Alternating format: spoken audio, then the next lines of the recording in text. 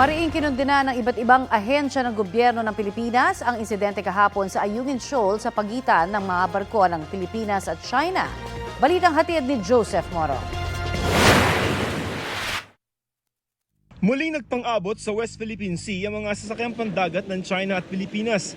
Isang hindi pa kinikilalang resupply vessel ng Pilipinas at barko ng China Coast Guard ang nagbanggaan.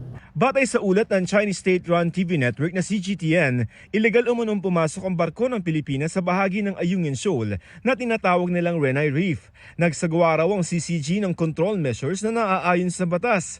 Sabi pa ng CCG, ilang ulit nilang binaliwala ng barko ng Pilipinas sa mga babala ng China at sinadyang lumapit sa isang barko ng China sa unprofessional na paraan na nagresulta sa banggaan. Pilipinas anila ang lumabag sa international regulations for the prevention of collisions at sea at ang may kasalanan sa insidente. Walang nabanggit kung minasaktan o may nasirang barko pero ayon sa mapagkakatiwalaang source ng GMA Integrated News, isang sundalo ang nasugatan sa insidente. Nagsagawa na ng medical evacuation at inaalam pa ang kondisyon ng sundalo. Hindi naman na daw papatulan ng Armed Forces of the Philippines ang anilay mapanlinlang na aligasyon ng China Coast Guard. We will not dignify the deceptive and misleading claims of the China Coast Guard.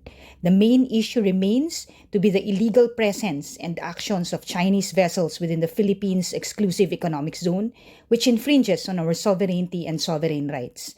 The continued aggressive actions of the CCG are escalating tensions in the region. Sa isang pahayag, maring kinundina ng National Task Force for the West Philippine Sea ang ilegal at agresibo nilang aksyon ng China Maritime Forces na kinabibilangan ng China Coast Guard. Nilagay raw nito sa alanganin ng buhay ng mga personnel at nagresulta sa pagkasira ng mga bangka. Nagsanib puwersa ang AFP at Philippine Coast Guard para sa routine rotation at resupply mission na ito.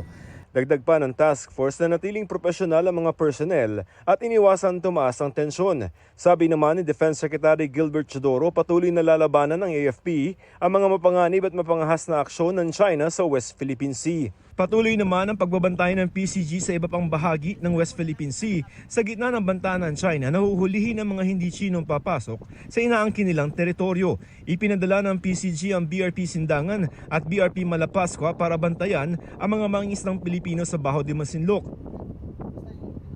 Sa ngayon, wala pa naman daw nangyayaring panghuhuli laban sa mga Pinoy.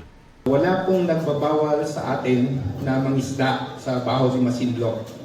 So, kaya po ang mga barko po ng Philippine Coast Guard ay patuloy at salitan po na nagpapatrol.